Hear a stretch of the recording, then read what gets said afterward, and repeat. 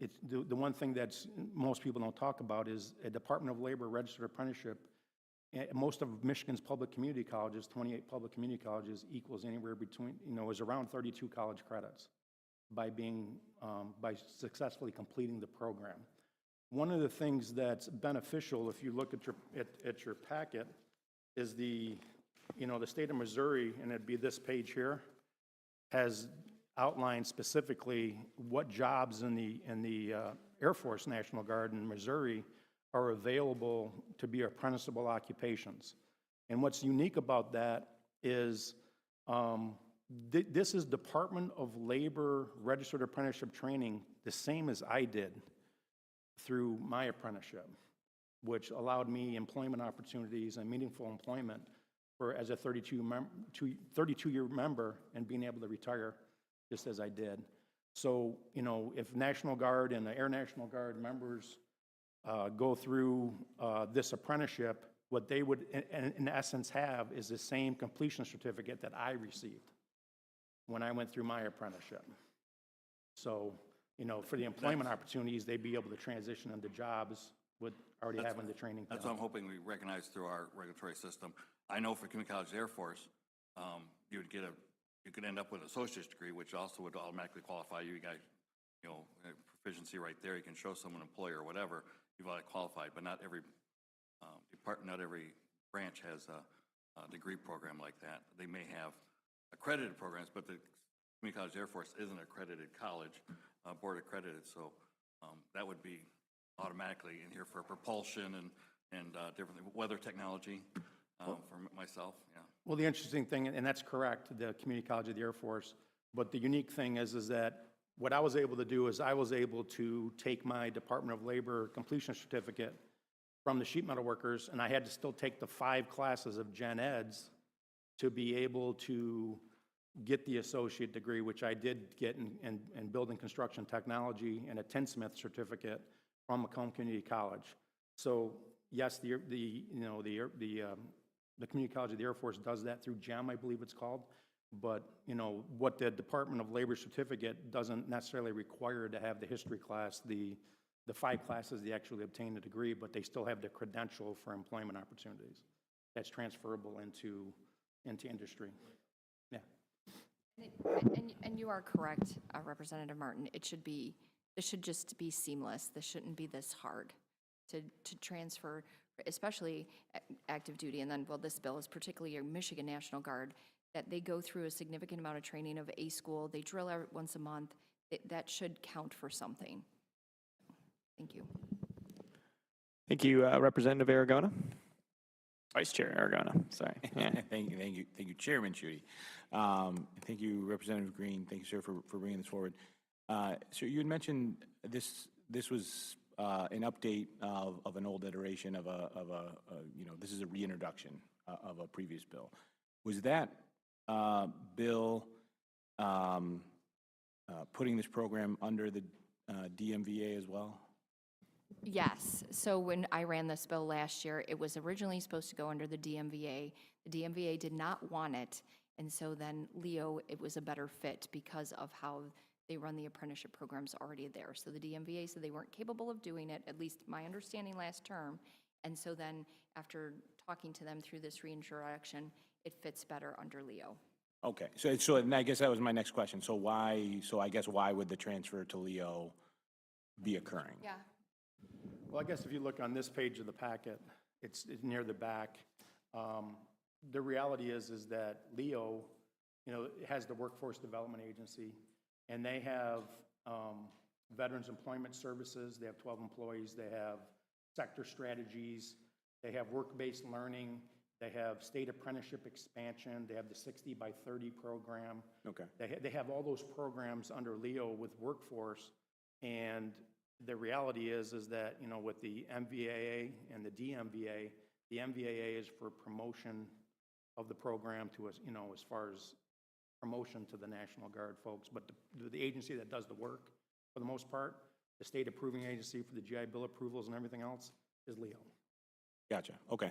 And then Rep. Greene, you had mentioned, I believe, at the beginning that there's a new sub coming, right? Correct? So in that new sub, to remove the promulgation of rules. yeah, so I wanted to ask you about that. So, does that mean like this program through Leo, is it just going to be pretty much cookie cutter? Is there any type of promulgation or, I mean, how does that work? Because it's rules There's committee, no I kind of rule, wanted to right, focus no, on that makes complete sense. So there's no rules that they need because it's already written in the bill for them to purchase the required, like a software, for example, that they will need to transfer and that is what they told me, to transfer the credits or whatever. It's a software program of tracking to move it. So, and that's already in the piece of the legislation. So they said, because I was like, well, we can put in that we don't need to promulgate rules and we can put in the software. And they're like, well, you don't even need to put the software in because it's previous in the bill. So I was instructed that they do not need to promulgate rules for this. Okay. Well, glad we could clarify that in the Rules Committee. That's good. All right. Representative Vice Chair Whitwer. Thank you. Thanks for being here. I appreciate it. There's nowhere in here that clearly says how this will get paid for, and we're right in the middle of doing our budget right now, and it's taken a little bit longer. So just being fiscally responsible, can you explain how this would get paid for? So that, I'm not an appropriations person, I'm a policy person, so you are correct, that does still need to be worked out. I do have numbers for that, like the initial setup is, they have been told is like $1.5 million to purchase the software, and they're telling me $1 million of ongoing, or it's the opposite, 1 million one time, 1.5 for all their FTCs, but that is a conversation we need to have with the appropriation chair and then what people actually do. Because just like Mr. Donovan said, there's already that infrastructure in Leo, so I don't know if it necessarily needs to be duplicative.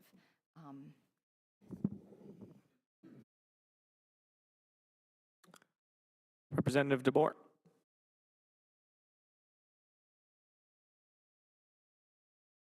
Could you hit your mic, please? I'm sorry. You said that you could get certification for a profession and not have to do some of the other kind of courses that are usually required. What do they call that certification? Well, what the bill does is it gives the National Guard members and the Air National Guard members the Department of Labor certificate for completion of apprenticeship, is what it is. It's a DOL. You know, it's the same DOL certificate that's honored in all 50 states. It's the same certificate that they would be getting in Missouri, and then it's the same certificate that whether it's a healthcare professional, whether it's an IT professional, whether it's a construction professional, would get through the United States Department of Labor. Okay.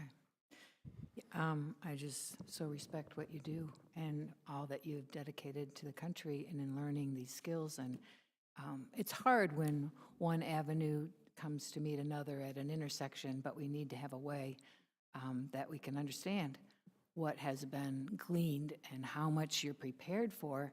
It's kind of like a second slap in the face when you come back and people don't respect what you have learned and you don't have the certification to justify it. And so I thank you for pursuing this, and I think it has possible crossover value into education with workforce, skilled labor in schools, and helping high school students find a way to get a different, their teachers in the skills could have a different way to be certified than just the classic college degree, but still be very well prepared to help kids. So it has, a good idea when it has great transferable value. Thank you for being here. Nice to know whatever room we meet in, Representative DeBoer has nice things to say, so it's good. All right. Well, thank you both for your testimony. Appreciate you coming by. I'm going to read in, obviously we had Rick Donovan speaking in support of the bill from the Polish Legion of American Veterans, but we also have, not wishing to speak in support of the bill, Jared Scorp from the Mackinac Center. Now, we will be taking up House Bill 4352. That was a bill on the Great Lakes Water Authority that we heard testimony back in our last meeting in June. And there is a substitute for the bill, substitute H1. It clarifies that the volume qualification for this authority is calculated on a weekly, not annual basis. Would the clerk please call the roll? Representative Postumus moves to adopt substitute H1. Would the clerk please call the roll? On the motion to adopt the substitute, Chair Schutte, Yes. Representative Zaragoza, Yes. Wenzel. Yes. Martin. Yes. Postumus. Yes. DeBoer, Yes. Whitwer. Yes. Liberati. Hersberg. Mr. Chair, you have 9 yeas, 0 nays, and 0 pass. The motion does prevail. The substitute is adopted. And Representative Postumus moves again to report the bill with recommendation as substituted. Would the clerk please call the roll? On the motion to report, Chair Schutte, Yes.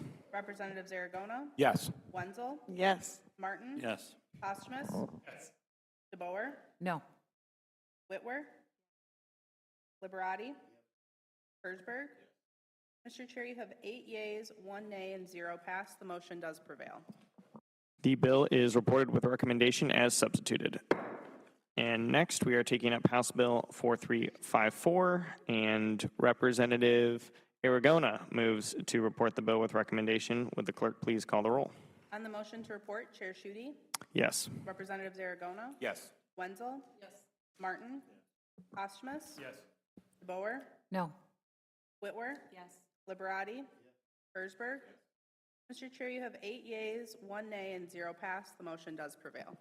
Well, the bill is reported with recommendation, and we don't have any absent members. So there being no further business in front of the committee will stand adjourned.